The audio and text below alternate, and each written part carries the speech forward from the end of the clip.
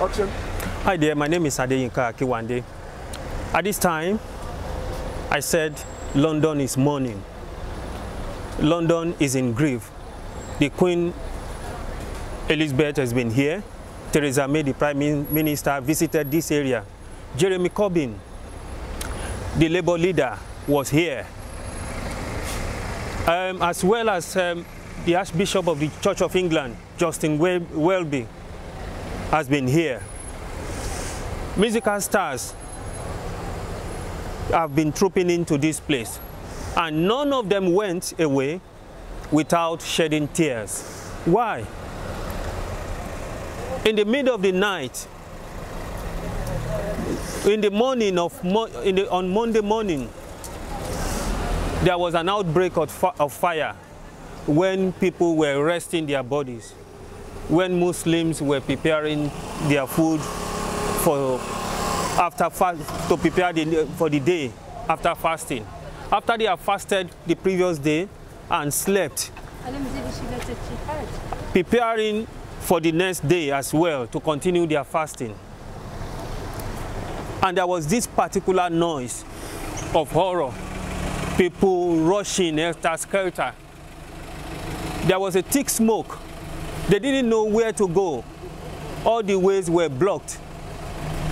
The staircase, they couldn't see. Children were crying, "Daddy, please come and get me. Mommy, please come." Parents were very, very helpless. They couldn't reach their own children.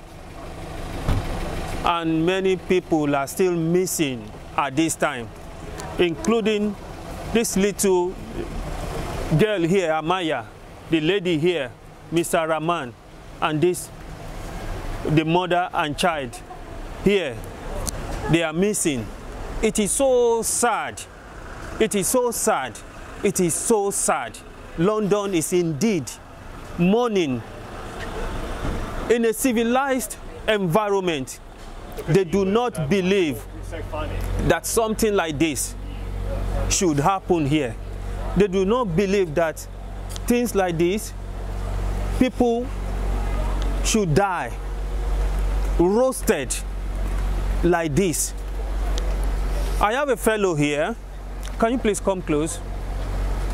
As I said, London is in tears. Gentleman here, he can't keep his tears to himself. Hello, sir. Hi. May I know who you are?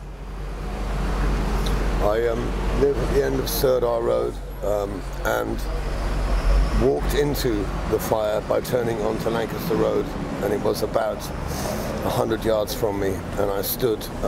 I've never seen anything so horrific in my life. Things falling from the building rapidly, constantly in a stream, whizzing and landing on the ground, crashing. At one point I got near the base of the tower, and there were things hitting the floor which weren't making any noise at all, from which you can draw your own conclusions.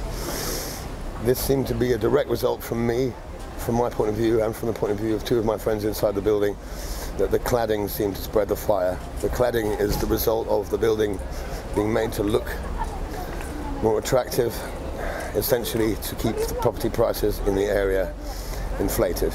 It is more than sad to know that they haven't told us how many people are dead, when quite clearly in a building containing 200 flats with an average of 2 conservatively per flat, that's 600 people.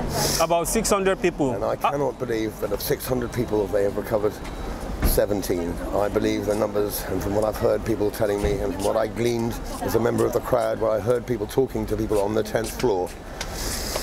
My own son called me and said he could see people signaling from the windows with pens, laser pens, and their cameras, should he keep watching. To which I replied, no, he shouldn't keep watching. He'd already seen what was happening, and that was enough. How long have you been living in this area? For 42 years. And 42 years. I watched the area become slowly more and more and more separated, more gentrified, little slices of mini Chelsea appearing at the expense directly of people who've been here and their families since the time when all migrant populations and marginals were put here as a kind of a sink area. Only now, because of Notting Hill, the film, and many other reasons, socioeconomic, the area is, for some reason, just as if Chelsea were growing into it like a cancer and destroying as it goes. There are people who own whole houses, and his sisters own the house next door, and 4 doors down is a crack house containing 15 kids who are selling crack and heroin for a living. This is in the same street. This is doors away from each other. This social division will be highlighted by this, and people cannot believe that to make a building pretty, they're burned in their beds. Whether or not the instructions were correct is later to come out and is a different subject. But behind this are, I have to say, the TMO, the Tenant Management Organisation, who are a privately owned business, and they are directly accountable to the Royal Borough of Kensington and Chelsea. And at some point, somebody has signed off this work. Somebody has taken a biro and physically signed off this work as being okay. And that's the result. And that's what I really want to say. My friend, I can understand your grief. I understand the Prime Minister was here. Yeah, after the Queen, it reflects again on this government. She chose not to speak to any people. She didn't speak with anyone. She spoke to firefighters only. And she didn't go to see. She didn't go in there to see any of those people who were grieving. John Major would have been a more passionate response in this situation. Do you know why she chose to behave like that? I think that she is in such trouble politically and so mired with her own problems she cannot see outside of that, and that genuinely she had so many conflicting pieces of PR advice. She couldn't attend, she wasn't briefed, she doesn't have the emotional equipment to deal with a real tragedy like this. It would take someone like, I hate to say this, I'm not a pro-Corbynist, but I think a man like Mr. Corbyn may have done a much better job in the situation. Thanks, Simas. Thank you so much. Thank you. Okay, it was my pleasure. Thank you.